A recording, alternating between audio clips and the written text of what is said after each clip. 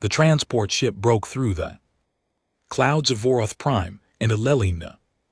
Vasquez pressed her face against the window like a child seeing snow for the first time. Below her stretched the Galactic Military Academy, a massive complex of silver towers and training grounds that covered an area larger than most Earth cities. Thousands of beings from dozens of worlds trained here. They came as raw recruits and left as officers in the Galactic Defense Fleet.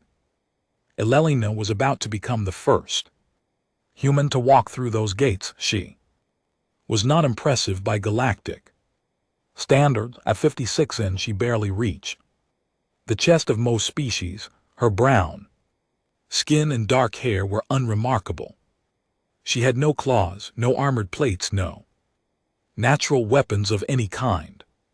When the transport door opened and she stepped onto the landing platform, several alien cadets turned to look at her with expressions that ranged from curiosity to open disbelief. A Velish cadet, its blue crystalline body catching the light, leaned toward its companion. That is the human I thought they would be. Larger. Elena heard the comment but said nothing. She had learned during her months of preparation that most galactic species expected humans to be something more than they appeared. The stories that had spread since first contact painted humanity as survivors of a death world, descendants of apex predators, beings who had clawed their way to sentience through endless struggle. The reality of a small, soft-skinned woman with a polite smile seemed to disappoint everyone. She collected her single bag and followed the signs toward the registration center. The Academy's architecture was designed to intimidate. The ceiling stretched impossibly high. The corridors were wide enough for species 3 times her size. Every surface gleamed with cold efficiency. Elelina took it all in with quiet attention, noting exits and pathways out of habit. The registration process took 3 hours. She was scanned, measured, tested, and documented.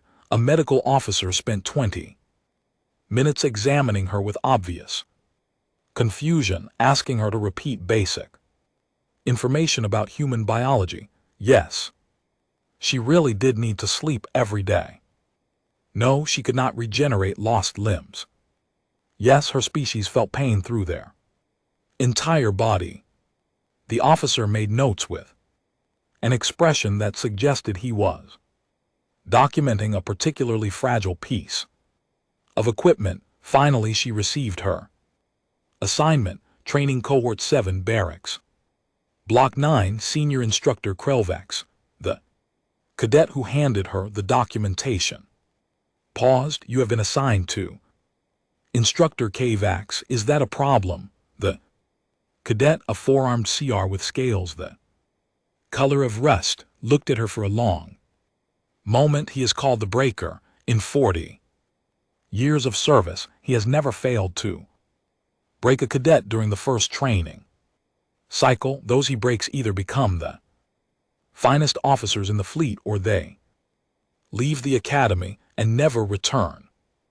Elelina nodded slowly. Thank you for telling me. I am not telling you to frighten you. I am telling you because you should prepare yourself.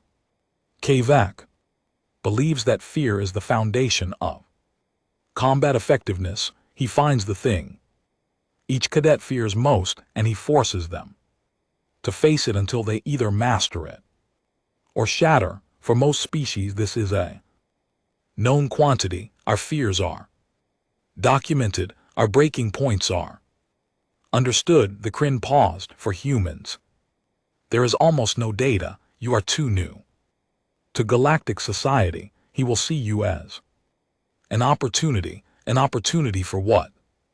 To learn how humans break. Elena thanked the cadet again and made clear his throat. Her way to Barracks Block 9, the room she had been assigned, was small but Functional, designed for species that required sleep. She sat down her bag, sat on the edge of the narrow bed, and allowed herself exactly 5 minutes to feel the weight of what she had taken on. She was alone. She was the first. Everything she did here would shape how the galaxy saw her entire species for generations to come. If she failed, humans might never be given another chance at the Academy. If she succeeded, she would open doors that her people had been working toward since first contact. The 5 minutes ended. Elena stood up, straightened her uniform, and went to find her cohort. Training cohort 7 consisted of 12 cadets from 8 different species. They were gathered in a common room when Ellen arrived, and conversation stopped as she entered. She recognized a few species from her studies. The Velish cadet from the landing platform was there, along with the Kryn who had warned her about Krelvax. There was a massive Thornian, covered in natural armor plates, and slender Ethrani with her eyes and translucent skin, and several others she would need time to identify. They looked at her. She looked back. I am Ellen of Vasquez, she said. Human Earth. I look forward to training with you. The silence stretched. Then the Thornian let out a rumbling sound that might have been a laugh. A human, it said. I thought the stories were exaggerated. You are even smaller than I expected. I get that a lot. I am Gorth. I was the smallest of my clutch, the weakest. I came to the Academy because no one believed I could survive it. If I graduate, I will return home with honor. No one can take from me. The Thornian tilted its massive head. Why are you here, small human? Elena considered the question. Because someone had to be first before anyone could respond.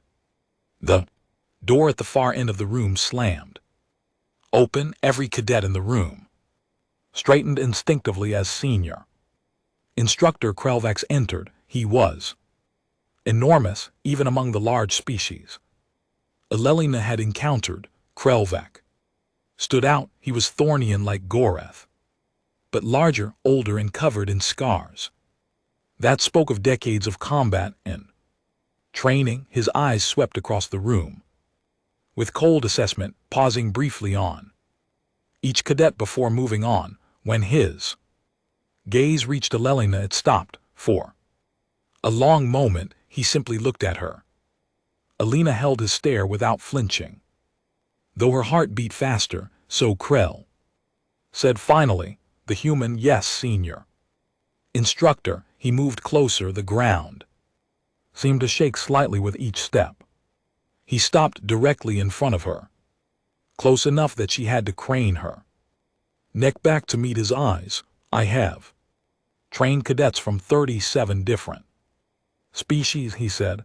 I know what makes each of them strong. I know what makes them weak. I know exactly how to find the fear that lives inside them and drag it into the light. He leaned down, his scarred face filling her vision. But humans are new. Your fears are not documented. Your breaking points are unknown. This is unacceptable. Elena said nothing. You will help me correct this problem, Krelvax continued. By the time I am finished with you, I will know exactly how to break a human. This knowledge will be added to the Academy's archives. Future human cadets will benefit from my research. His voice dropped lower. Or you will wash out in the first cycle, and your species will be marked as unsuitable for military service. Either outcome is acceptable to me. He straightened and addressed the entire room. Tomorrow you begin your first evaluation, the fear chambers. Each of you will enter a simulation customized to exploit your species' deepest evolutionary terrors. You will face what you fear most, Those who break will be given one chance to recover and try again. Those who break twice will be removed from my cohort. The cadets stood in rigid silence. Alina could see several of them trembling. I suggest you spend tonight preparing yourselves, K-Vac said. Think about what frightens you.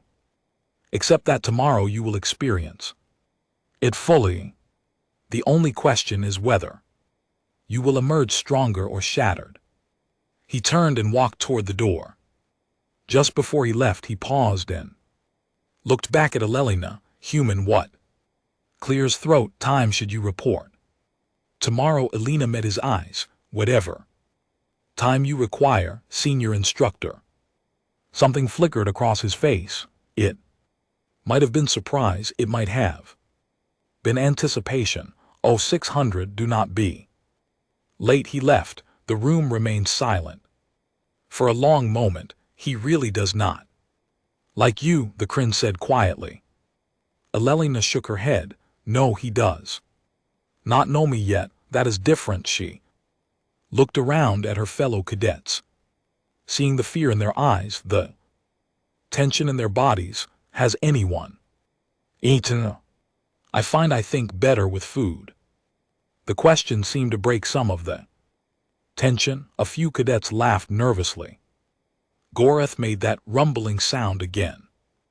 The human wants food before she faces the breaker, he said. I think I am beginning to like you, Alelina. Vasquez. They went to find the dining hall together, 12 cadets from 8 worlds, none of them knowing what tomorrow would bring. Alelina ate her meal slowly, memorizing the layout of the academy, noting which cadets seemed likely to become allies and which would be rivals, and beneath it all, in the quiet part of her mind where she kept the things she did not show others, she wondered what Kavek would find when he went looking for her fears. She had so many to choose from. The fear chambers were located in the deepest level of the academy, far below the surface of Voroth Prime. Alelina and her cohort rode a lift down for nearly 10 minutes, descending through layers of rock and reinforced metal. No one spoke. The air grew colder the deeper they went.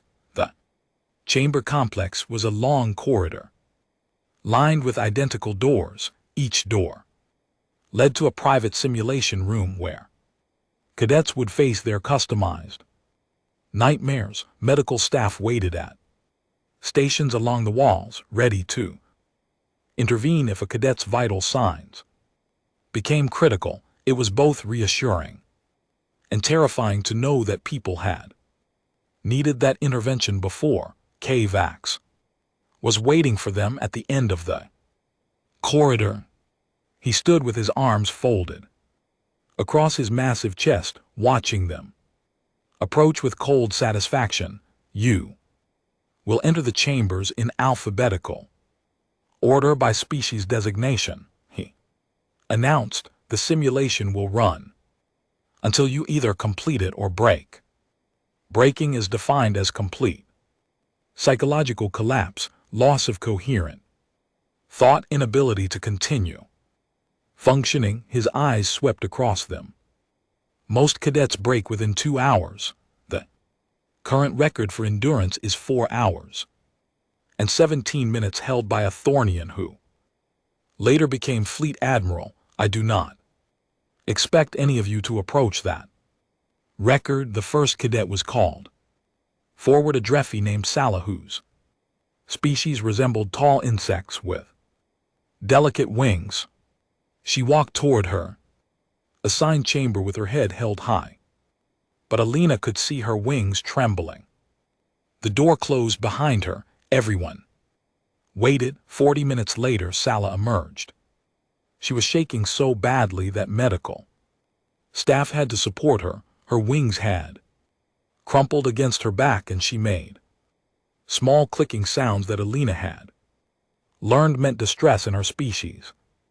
But she was coherent. She had not Broken, one by one the cadets entered. Their chambers, the Athani lasted an hour before collapsing, a species called. The Gorvan made it 90 minutes. Gorath entered his chamber with a defiant roar and emerged 3 hours later, bleeding from where he had clawed at his own armor. Plates but still standing, the Kryn cadet whose name was Tarth faced a simulation involving parasitic organisms. Alina could hear screaming through the supposedly soundproof walls. Tarth came out after 2 hours, pale and emptied but unbroken. Finally it was Alina's turn. Kravek walked with her to her assigned chamber. I have prepared extensively for you, human. I searched every database I could access for information about your species' fears. Darkness, predators, heights, drowning, fire, confined spaces, loss of control, isolation, death of loved ones. He stopped at the door. I will be watching the entire time. Every reaction will be documented. Every weakness will be cataloged. Alina nodded. I understand. Senior instructor, do you have any questions? She thought about it. Will there be a break for water? Kavak stared at her for a long moment, then he opened the door. Enter. The chamber was completely dark when the door closed. Behind her, Alina stood still, letting her eyes adjust, though she knew there was nothing to see. The darkness was absolute, the kind that pressed against your eyes and made you doubt whether they were even open. She waited. First fear came as sound, a growling somewhere clear's throat in the darkness. Low and hungry, her heart rate increased automatically, her body responding to millions of years of evolution that associated that sound with danger. She turned toward it, tracking the movement by sound alone. The predator attacked from behind. The simulation was incredibly realistic. She felt impact, felt claws rake across her back, felt pain that her brain interpreted as real. Even though no physical harm was occurring, she went down, rolled, came up in a defensive crouch. The darkness made it impossible to see what was hunting her. More growls, multiple predators now circling. Alina forced herself to breathe slowly. She could not see them, so she listened, tracked their movements by the sounds they made. When one attacked, she moved at the last moment, letting it pass by her rather than trying to fight something she could not perceive. Simulation evolved. Fire erupted around her, turning the darkness into blinding light. The predators fled, but now she was surrounded by flames that crept closer with each passing second. Heat pressed against her skin, smoke filled her lungs. She dropped low where the air was cleaner and looked for a path through the fire. There was always a path. The simulation had to have rules, which meant it had solutions. She found a gap and ran through it, her clothes smoking, her skin stinging. On the other side, the ground dropped away. She stood at the edge of a massive cliff, looking down into endless darkness. The fire pressed closer behind her. Alina looked at the drop. She looked at the fire. She jumped. The fall lasted forever. Wind screamed past her. Her stomach rose into her throat. Every instinct screamed that she was going to die, that she should have stayed with the fire, that this was a mistake. She hit water, cold water that closed over her head and pulled her down. She could not tell which way was up. Her lungs burned. Her body demanded that she breathe, even though there was nothing but water around her. She stopped fighting, let herself go limp, felt which way her body naturally wanted to rise. Then she swam in that direction. She broke the surface and gasped for Air. A moment later the walls started closing in. The simulation shifted. Again, she was no longer in water but in a small box, barely large enough to contain her body. The walls pressed against her from all sides. The ceiling lowered slowly, centimeter by centimeter. She would be crushed. There was no escape. Elena controlled her breathing, counted her heartbeats. The walls touched her shoulders, her hips. The ceiling pressed against the top of her head. She waited. The walls stopped moving. She was not dead. This was a simulation. The goal was to make her break, not to actually kill her. As long as she remained functional, the simulation would continue. As long as she kept thinking, kept breathing, kept refusing to collapse, she would survive. The box vanished. She stood in a familiar room, her childhood bedroom on Earth. Her mother sat on the bed, looking at her with sad eyes. Elena. Her mother said, "I'm so disappointed in you. This was different. This was not primal fear. This was personal." Elena felt something twist in her chest. "You left us," her mother continued. "You went so far away, and now you're going to fail. Everyone will know. Everyone will see that you weren't good enough." Elena's eyes burned. "This isn't real, isn't it? Everything you fear is real. This is what you carry inside you. The fear that you're not enough, that you never were." More figures appeared. Her father, her sister, friends from her past, teachers and mentors. They surrounded her, and their voices blended together into a chorus of disappointment and rejection. "You were never special.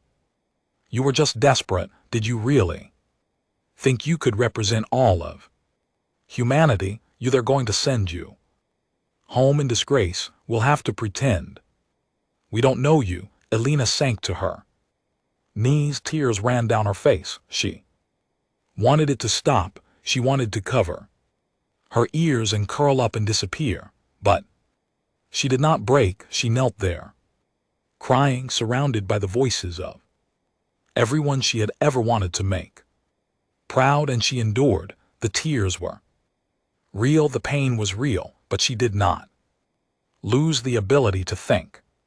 She did not become incoherent. She did not stop functioning. Outside the chamber, Kvax watched the monitors with growing disbelief. The human stress indicators were extreme. Her emotional response was off the scale. By every measurement, she should have broken hours ago, but she kept going. He escalated the simulation, added more elements, combined fears that should have been overwhelming. The human experienced them all. She screamed, she wept, she begged for it to stop, and then she stopped begging. Around the 4-hour mark, something changed. The human's vital signs began to stabilize. Even as the simulation intensified, her emotional responses became more controlled. She stopped simply reacting and started analyzing. When fire appeared, she immediately mapped escape routes. When predators circled, she identified defensible positions. When the walls closed in, she calculated the rate of compression and estimated how long she had before actual danger. She was adapting. Other instructors had gathered to watch. This was unprecedented. A cadet was not supposed to adapt to the fear chamber. They were supposed to either break or survive. Human was doing something else entirely. At the 5 mark, Krelvek made a decision. He would push beyond standard parameters. He had special authorization for the human, and he intended to use it. The simulation became something that had never been tested on any cadet before. Multiple fears layered simultaneously. Pain feedback increased to maximum legal limits. Duration. Extended beyond any previous session.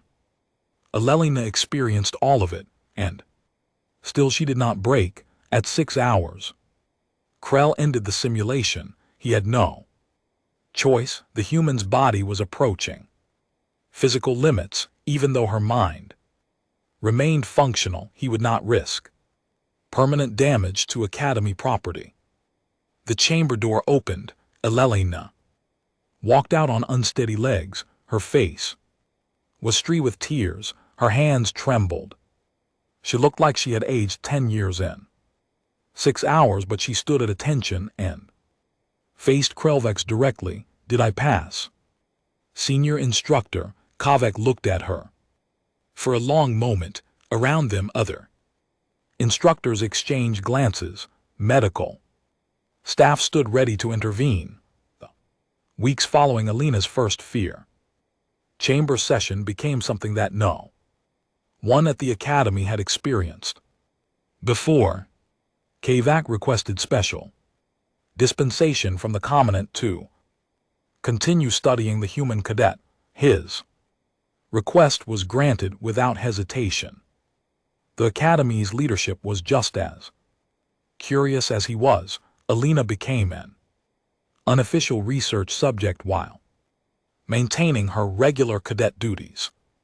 She attended the same classes as her cohort. She participated in the same physical training. She ate in the same dining hall and slept in the same barracks, but several times each week she would receive a summons to report to the fear chambers for additional sessions. Her cohort watched this happen with a mixture of concern and fascination. He is trying to destroy you, Turth said one evening. The Kryn had become something like a friend to Alelina over the past weeks. No cadet has ever been subjected to this many chamber sessions. He is looking for your breaking point. Alina shrugged. She was tired. She was always tired now. The sessions left her drained in ways that sleep could not fully repair, but she refused to show weakness. Let him look. Why do you not request a transfer? Other cohorts would accept you. Other instructors would be less obsessive, because that would prove him right. Alina looked at her friend with exhausted eyes. He thinks humans are fragile, that we break easily. If I run away, that becomes the official record. The first human at the Academy fled from a difficult instructor. That cannot be the story. Goreth, who had been listening nearby, made his rumbling sound of agreement. The small human has thorny in spirit. I respect this. I do not want respect, Alina said. I want to survive long enough to graduate. Then the next human who comes here will have an easier path. She did not mention the other thing, the thing she had noticed during her sessions. Each time she entered the fear chamber, she understood herself a little better. Each fear she faced taught her something about who she was and what she was capable of enduring. It was brutal education, but it was education nonetheless. Kavax was trying to break her. Instead, he was making her stronger. The instructor himself was experiencing something he had never felt before. Obsession. He spent his nights reviewing footage from Alelina's sessions, analyzing every reaction, every physiological response. He consulted databases across the galaxy for information about human psychology. What he found disturbed him. Humans had been exposing themselves to artificial fear for thousands of years. They called them horror stories, ghost tales, frightening entertainments. They had created entire industries dedicated to making themselves afraid. Haunted houses, dangerous sports, films designed to trigger terror responses. They sought out fear as recreation. This made no sense to Krelvax. Fear was a warning system, it existed to keep organisms alive. No rational species would deliberately trigger their own fear responses for entertainment, and yet humans did exactly that regularly and enthusiastically. He began to suspect that human psychology operated on principles fundamentally different from every other species he had studied. Fear, for them, was not simply something to overcome or avoid, it was something they had learned to use. The next session he designed was his most sophisticated yet. He combined elements from every previous test, layering fears on top of fears, creating scenarios that should have been impossible to navigate. He set the duration for 12 hours, the maximum his special authorization allowed. Ellen arrived at 600 as always. She looked tired but determined. Kavax explained the parameters of the session, watching her face for any sign of the panic he expected to see. 12 hours, she repeated. That is a long time. Yes, this will be your final evaluation. Past this and I will have no more reason to continue testing you. Ella nodded slowly. And if I fail, then I will have the data I need about human breaking points. Your sacrifice will benefit future cadets of your species. She considered this for a moment. I have a question, Senior Instructor asked. When I complete this session, will you acknowledge that humans are suitable for military service? Not just me, all humans. Kak studied her. She was bargaining, negotiating, even now facing 12 hours of psychological torture. She was thinking about her people rather than herself. Complete the session without breaking, he said, and I will make that recommendation personally. Elena extended her hand in the human gesture of agreement. After a moment, Kavax took it. Her grip was firm despite the slight tremor he could feel beneath her skin. Then let us begin, she said. Academy's senior staff gathered in the observation room. Word had spread about the unusual testing of the human cadet, and everyone wanted to see how it ended. Screens showed multiple angles of the chamber. Monitors displayed Elena's vital signs. Recording equipment captured everything for the archives. Elena entered the chamber. The door sealed behind her. The session began. The first hour was familiar. Darkness, predators, fire, water, confined spaces. Elena navigated each fear with the efficiency she had developed over weeks of practice. Her heart rate increased. Her stress hormones spiked, but she remained functional.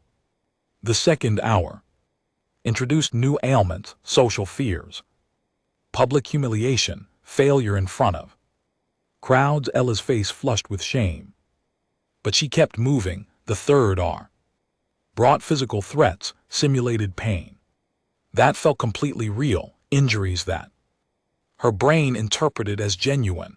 Elena screamed, but she did not stop thinking. Hours 4 through 6 combined everything, overlapping fears that demanded simultaneous responses. Elena had to escape predators while navigating fire, while managing claustrophobia, while processing the voices of disappointed loved ones. She wept. She bled from where she had bitten her own lip, but she did not break. In the observation room, the watchers had grown quiet. Some had stopped pretending to be professional and were simply staring at the screens with open amazement. How is she doing this? One instructor whispered. Kavax did not answer. He was focused entirely on the monitors, watching for the moment when the human would finally collapse. R7, R8. Elena's body was reaching its limits. She had not eaten or drunk anything. Her Muscles were failing, her mind was foggy with exhaustion, and yet she continued. Then in the 8th hour something changed. Alina stopped merely surviving the fears. She stopped treating them as obstacles to navigate. Instead, she began studying them, analyzing them, taking them apart. When a new threat appeared, she did not simply react. She observed, she noted the patterns. She predicted what would come next and positioned herself accordingly. She was treating the fear chamber like a puzzle, like a game. Kavak leaned forward. What is she doing? On the screen, Alina had cornered one of the simulated predators. Instead of fleeing from it, she was examining it, testing its responses, learning how the simulation had programmed it to behave. Then she smiled. It was not a happy smile. It was the smile of someone who had found the solution to a problem that had tormented them, the smile of a predator who had finally understood its prey. For the remaining hours, Ellen did not simply survive the fear chamber, she hunted. Through it, she identified the algorithms that generated threats and exploited their weaknesses. She found the boundaries of the simulation and pressed against them. She stopped being a victim of her fears and became something else entirely. The footage from those final hours would later be classified at the highest levels, not because Alina failed, but because of what she demonstrated: a human being, exhausted beyond measure, afraid beyond description, had somehow found a way to enjoy the challenge of facing her own nightmares. At hour 12, the simulation ended. Alina stood in the center of the now empty chamber, swaying on her feet, but still upright, still conscious, still coherent. The door opened. Kavax entered alone. For a long moment they simply looked at each other. The massive Thornian instructor and the small human cadet who had just accomplished something unprecedented in the history of the academy. You did not break, Krelvek said. No, senior instructor. You should have. Every measurement says you should have. Your fear responses were genuine. Your pain was real. By every standard I know, you should have collapsed hours ago. Alina swayed slightly. May I sit down? Kavak gestured permission. Alina sat heavily on the floor, her legs finally giving out. I need to understand, Kavak said. He lowered himself to her level, bringing his scarred face close to hers. What are humans? How did you do this? Alina looked at him with exhausted eyes. I think we need to have a conversation, senior instructor, a real one, but I need water first and possibly food and definitely sleep. Kravek studied her for another moment. Then he did something he had not done in 40 years of service. He helped a cadet to their feet. Rest, he said. Recover and then we will talk. I have many questions. Alina leaned on him briefly for support. I have some answers, but I do not think you are going to like them. She was right about that, but neither of them knew yet just how much the answers would change everything. 3 days after the 12-hour session, Alina received a summons. Not to the fear chambers this time, but to Krelex's private office. She arrived clean, rested, and curious about what would happen next. The office was sparse, a desk made from dark metal, a few displays showing training statistics, a single window looking out over the academy's training grounds. Kavak sat behind the desk, his massive form barely fitting in the reinforced chair. Sit, he said. Alina sat. I have spent 3 days reviewing the footage from your sessions. Kavax began. I have Consulted with experts in psychology. From 7 different species, I have searched every database I can access for explanations. He paused. I still do not understand what you are, Elena. Considered her response carefully. May speak freely, senior instructor. That is why you are here. You have been trying to teach me fear, Elena said, but you cannot teach a human to fear. We already know how. We have always known. Fear is not our weakness. It is the oldest thing we have. HFY is narrowed. Explain. Elena leaned forward. Humans evolved as persistent predators on a world that tried to kill us constantly. We had no claws, no armor, no venom. We could not outrun the things that hunted us. We could not overpower the things we needed to eat, so we developed something else. Endurance, not just physical endurance, though we have that too, psychological endurance. She stood and walked to the window, looking out at the training grounds below. Our ancestors did not survive by avoiding fear. They survived by learning to function while afraid. Human who froze when facing a predator died. A human who could think through their fear, plan through their fear, act through their fear, survived to have children over to 100,000 years. We bred for the ability to coexist with terror. Krell processed this. You are saying fear does not impair human function? No. Fear absolutely impairs human function. We experience it fully. Our hearts race. Our hands shake. Our minds scream at us to run. Elena turned back to face him. But we learn to override it, to keep thinking even when every instinct tells us to stop. Fear for us is not a breaking point. It is a starting point. It is the place where we begin to really think. The instructor was silent for a long moment. In the final hours of your session, you stopped fleeing from the fears. You began studying them, hunting them. I saw Clear's throat. You smile. Yes, why? Elena returned to her seat. Because I finally understood what my fear was telling me. It was not saying you will die. It was saying pay attention. This is important. Figure this out. My ancestors felt that same fear when they faced animals that could kill them. They used it to sharpen their focus, to analyze threats, to find solutions. I did the same thing in your chamber. HFY leaned back in his chair.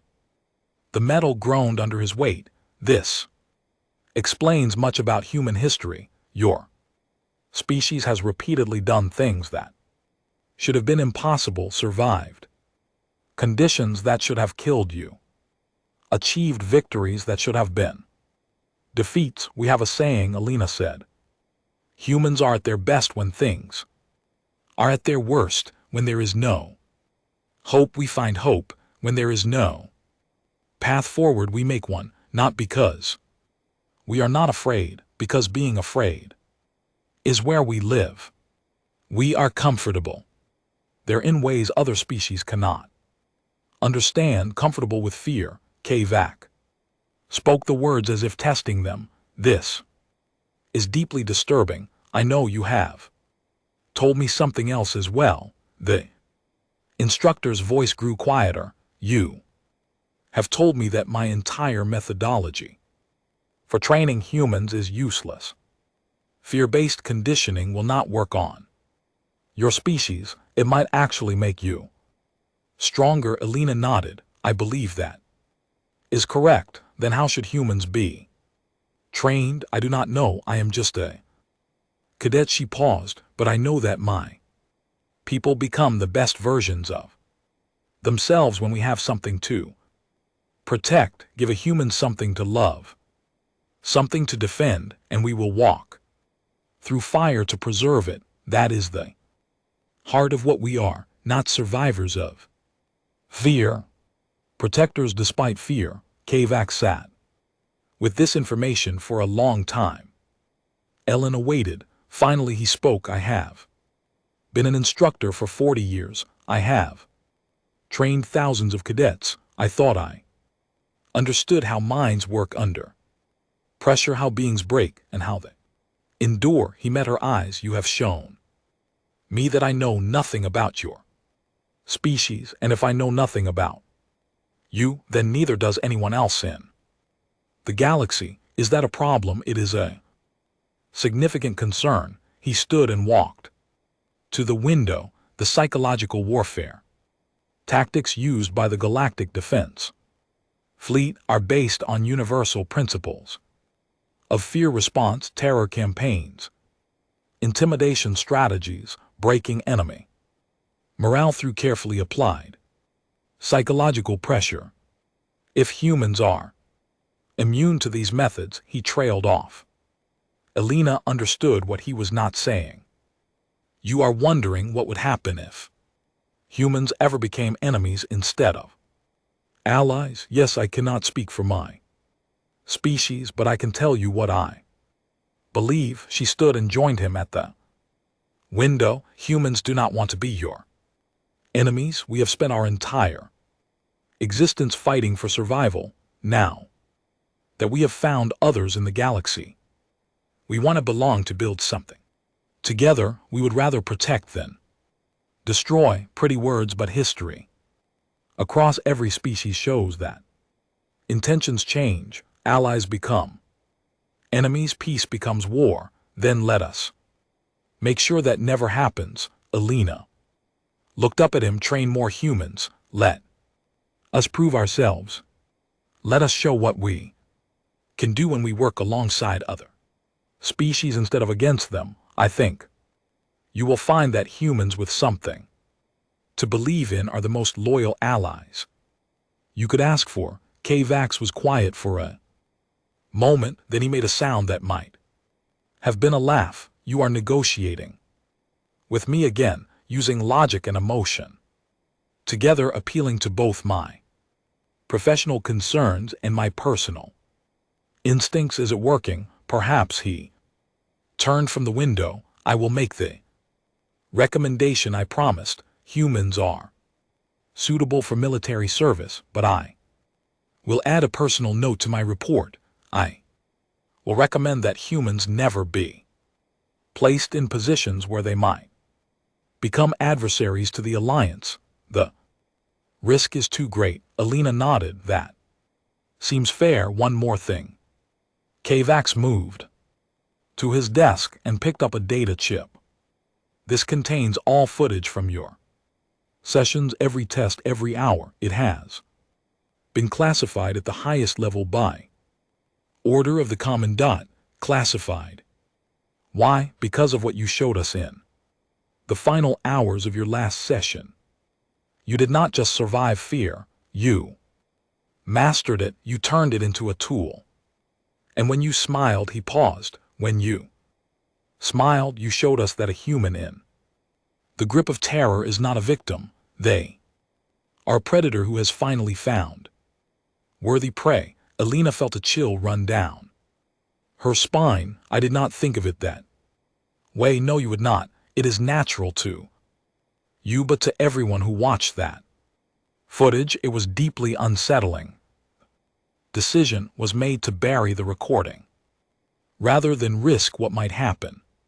If it became widely known, what might happen? Krell set down the chip. Fear, panic, a galaxy full of species suddenly realizing that the soft, small, fragile humans they have been patronizing are something else entirely, something they have no defenses against. He looked at her with an expression she could not read. You are the first human at this academy. You will not be the last, but the others who come after you will not face what you faced. They will be trained according to methods developed specifically for your species, and the footage from your sessions will remain buried forever. Elena thought about this. I understand. Do you? I am telling you that what you accomplished here will be erased. No record will exist of what you did. You will receive no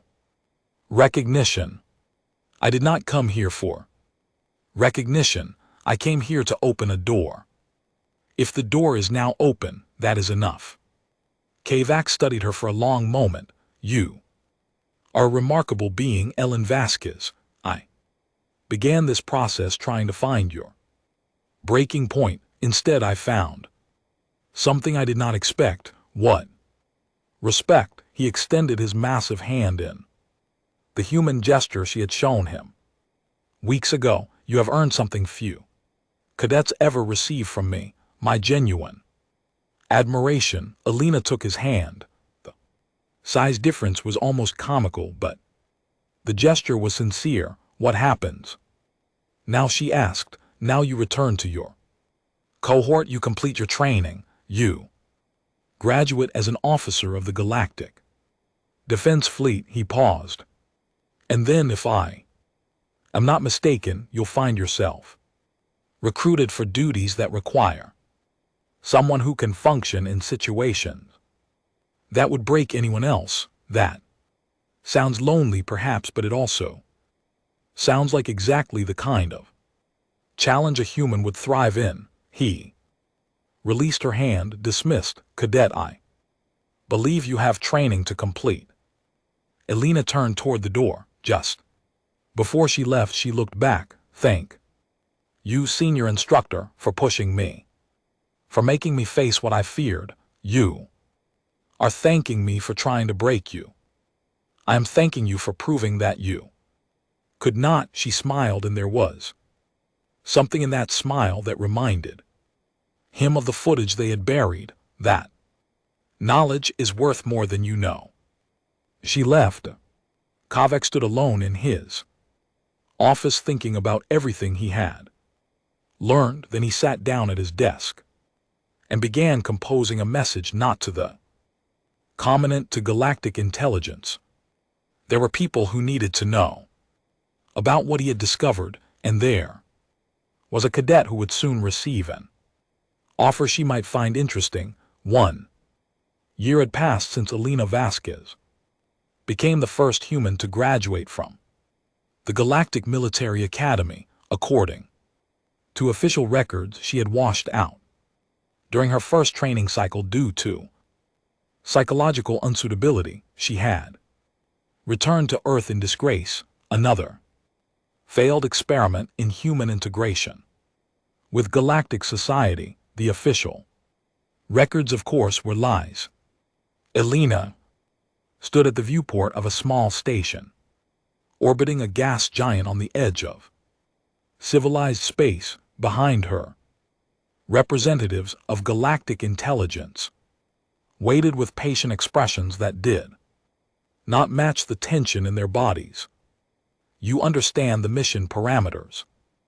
Asked Senior Handler KTH Avelish, whose crystalline form flickered with barely contained nervousness. I understand them. The target is a facility operated by the collective of broken minds. They specialize in psychological warfare and torture. They break prisoners for information, then sell what remains to the highest bidder. Our operatives have failed to infiltrate them 7 times. The psychological pressure is simply too great for any species we have sent. Alina continued, looking out at the swirling colors of the gas giant. And you think I can succeed where others failed? We think you are our best option. Key moved closer, lowering their voice even though the room was secure. The footage from your academy sessions was classified, but those of us who needed to know were shown selected portions. We understand what you are capable of enduring, what I am capable of enduring, and what I am willing to endure are different things. Yes, which is why we are not ordering you. We are asking. Keith paused. You would be going in alone. Deep cover. The extraction window would be extremely narrow. If you miss it, we cannot help you. Alina finally turned from the viewport And if I succeed, then you will have saved dozens of prisoners from fates worse than death. You will have gathered intelligence that could the collective operations for years, and you will have proven once again that humans can do things other species cannot. She was quiet for a moment, then she smiled, and Keth felt a chill run through their crystalline matrix. That smile was in the classified footage, the smile of someone who found challenge where others found only terror. I will need entertainment media from Earth. Alelina said books, films, games. Something to occupy my mind during the difficult parts. Key blinked. Entertainment media for a deep cover. Infiltration of a psychological torture facility. Yes, my people have been training for situations like this. Since we first learned to tell stories around fires, we just did not know it at the time. Elena walked past them toward the door. Prepare the mission package. I will leave within the week. Far across the galaxy on Voreth Prime, Kavek stood before a small group of cadets in a secure training facility. These were not regular academy students. They were a hand-picked selection from 12 different species chosen for a program that did not officially exist. You have been selected for specialized training. K-Vax told them. What I will teach you goes against everything you have been taught about fear. You will learn to function within it rather than despite it. You will learn to use it as fuel rather than viewing it as an obstacle. A young Thornian raised their hand. Senior instructor, this sounds like what human operatives are rumored to do, but we are not human. No, you are not, which is why this training will be difficult in ways you cannot imagine. Humans develop these capabilities over to a 100,000 years of evolution. You will attempt to learn them in 2 years. Kavax paused. Some of you will fail, some of you may be permanently damaged, but those who succeed will become something new, something the galaxy has never seen.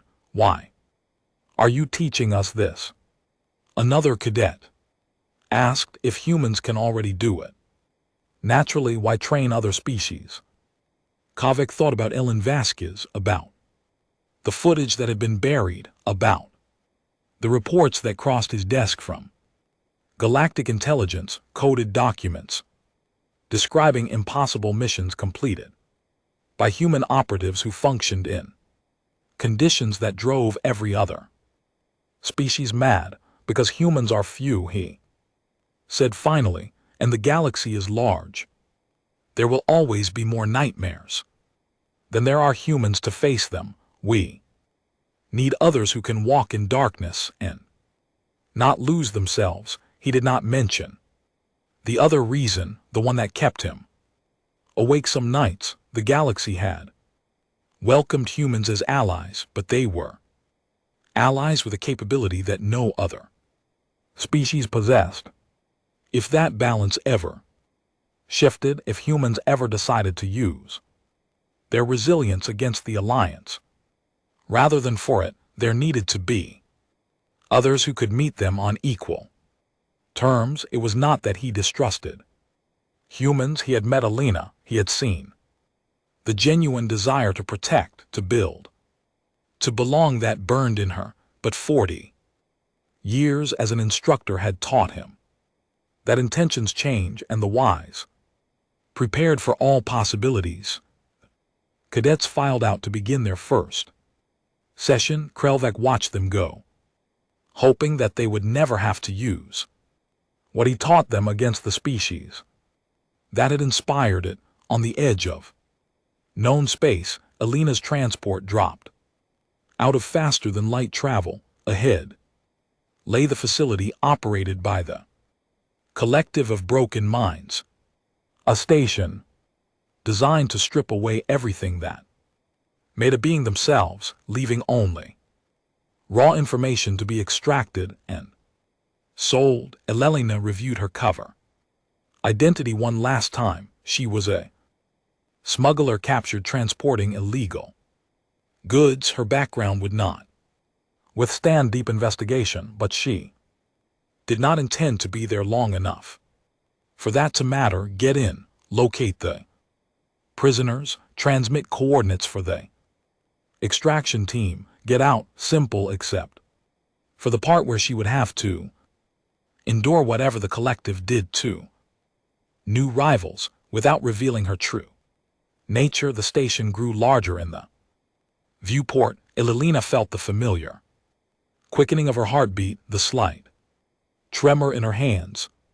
Fear, her old companion, the friend who had walked beside her species since before they were human. Hello again, she whispered. She thought about her ancestors, the ones who had faced predators with nothing but sticks and determination, the ones who had crossed oceans in wooden boats, not knowing if they would find land on the other side, the ones who had looked up at the stars and decided against all reason that they would find a way to reach them. Those ancestors had been afraid, every single one of them, but they had done what needed to be done anyway, because that was what humans did. They felt the fear, acknowledged it, and then used it to sharpen their focus and steel their resolve. The transport docked. Elena stood straight in her worn smuggler's clothes and prepared to walk into the nightmare. She was still smiling behind her, secure in a hidden compartment.